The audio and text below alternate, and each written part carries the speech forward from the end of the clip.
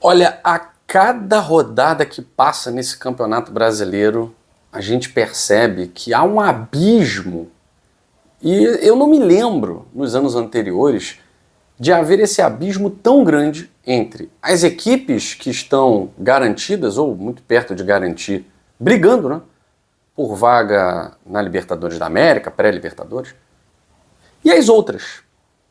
Parece que há um limbo de equipes que estão de forma muito conectada, né, tecnicamente falando, com qualidade 6, 5, 6, há outras que estão abaixo, né, e um grupo que não é nem brilhante, mas que devido a essa tamanha mediocridade da grande parte das equipes do Brasileirão, acaba, sem fazer tanto esforço, se destacando.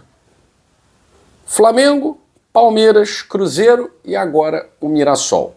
Equipes brasileiras garantidas na Libertadores da América de 2026. As outras três que brigam pelas 3 vagas restantes, Botafogo, Fluminense e Bahia na sequência. O G6 virou G7, mas ao que parece, com 4 rodadas de antecedência, o G7 já está definido. Olha, ano passado, por exemplo, tivemos mudanças quase nas últimas rodadas. A gente viu um Cruzeiro que estava ali o tempo inteiro, brigando, G4, aí G5, G6, ficou no G7, nas últimas rodadas saiu até do G8. Viu o Corinthians, que estava na zona de rebaixamento, angariar pontos e chegar à 8ª colocação, pegando a vaga do Cruzeiro. Houve emoção até o final nessa alternância por vaga. O Bahia também quase perdeu a vaga, mas conseguiu vencer o Atlético Goianiense. E aí, a gente fica com a impressão de que realmente há um abismo entre a maioria das equipes, mais da metade das equipes, e aquelas que realmente, não pelo planejamento, né, porque não dá para dizer que o planejamento do Mirassol foi buscar Libertadores. Não dá para dizer que o planejamento do Botafogo foi um planejamento digno de 5º lugar, né, de vaga em fase de grupos da Libertadores, não. Não é pelo planejamento. Mas é preciso dizer, esse abismo, ele se dá no momento em que, até em uma temporada cheia de erros de um Botafogo, de um Fluminense, eles ainda conseguem estar muito à frente de equipes como São Paulo, de quem a gente sempre elogia, pelo menos elogiava, né? Planejamento, aproveitamento de base, longas datas aí que seus técnicos têm, trabalhos de longa data. Nem o São Paulo mais está conseguindo ser esse incômodo para os times com grande orçamento, Flamengo e Palmeiras, né? São Paulo vai disputar uma Sul-Americana. E só não vai disputar a Sul-Americana se alguém que estiver no G7 for campeão da Copa do Brasil e ele estiver em 8º, porque ainda tem isso. E ele estiver em 8º, porque se nem em 8º estiver, vai ficar fora e vai disputar a Sul-Americana. O Corinthians, que tem um planejamento medíocre, anos e anos, tendo de se contentar com briga de Campeonato Paulista. O Corinthians, que está quase sempre mais próximo do Z4 do que outra coisa. Esse mesmo Corinthians que ano passado disputou a pré-Libertadores ficou eliminado. E eliminado na Sul-Americana também. Esse Corinthians parece também que não vai chegar. Tem Copa do Brasil ainda. Então tem Copa do Brasil ainda. Mas esse Corinthians, mesmo tendo vencido o São Paulo, parece que não tem mais pernas para chegar. Não tem mais pernas para chegar. Muito tempo foi perdido.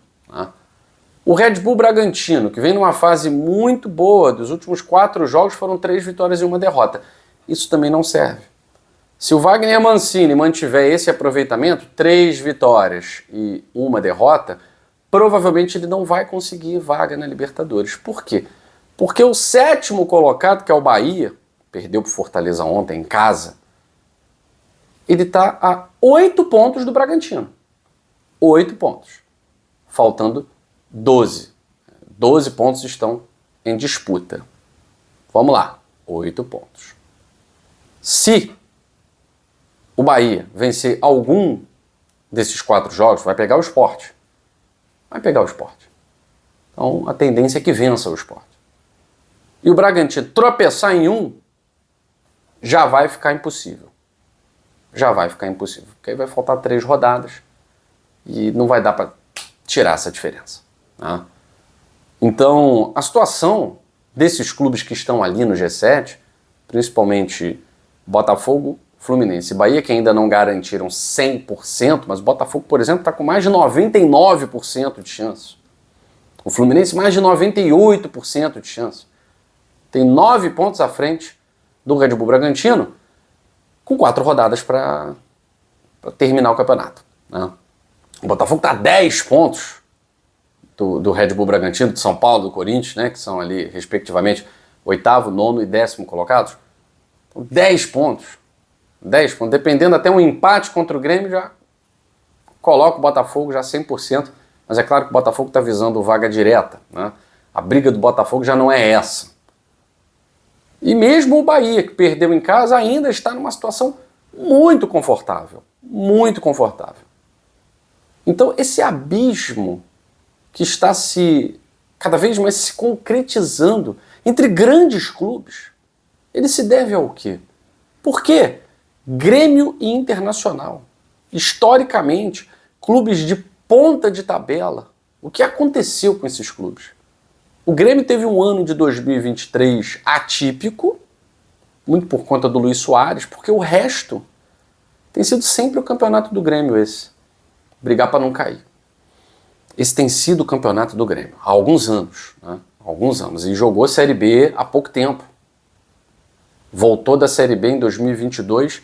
23 surpreendeu na vice-liderança. Né? E depois voltou a fazer aqueles campeonatos de parte final de tabela.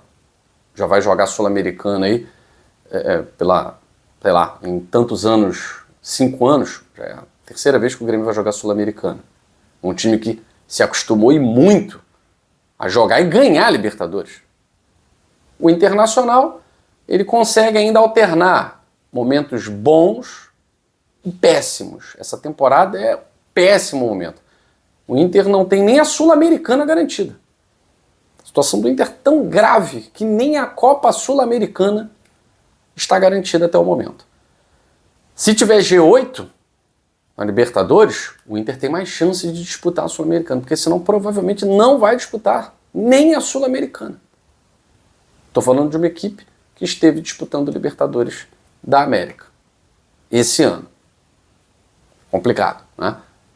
E aí Vasco, o próprio Atlético Mineiro, o Atlético Mineiro, ele consciente da sua limitação, ele simplesmente tomou a decisão e talvez a mais correta.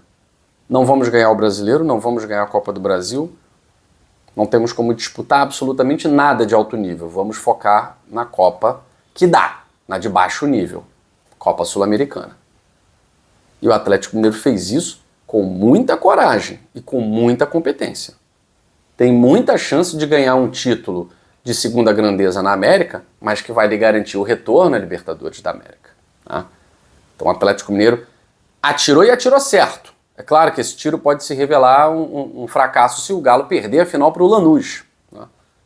Mas o objetivo, pelo menos, de chegar a uma final, mais uma vez, o Galo chegando a uma final continental, um segundo ano seguido, ele se revela correto. Por quê? Porque o Galo, no Campeonato Brasileiro, ele é uma lástima. Desde 2021 o Galo é uma lástima. E aí os outros, não dá nem pra gente comentar aqui, né? Ceará, Bragantino, são equipes de vai e vem. Uma hora estão bem, depois cai mais um pouquinho, aí dá o ar da graça. A grande decepção é o São Paulo, né? Porque muito se acreditou que o São Paulo fosse brigar até o último instante por vaga na Libertadores da América, principalmente para a pré-Libertadores. Aquela vitória sobre o Vasco em São Januário, ela abriu um horizonte importante para o São Paulo. Né?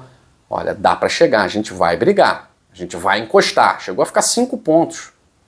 E aí, caindo, e o trabalho do Crespo, ele muitas vezes joga na conta do departamento médico, muitos jogadores contundidos, e pegou o São Paulo aí também, já mais para o fim da temporada. Não dá para ser culpabilizado de absolutamente tudo, né?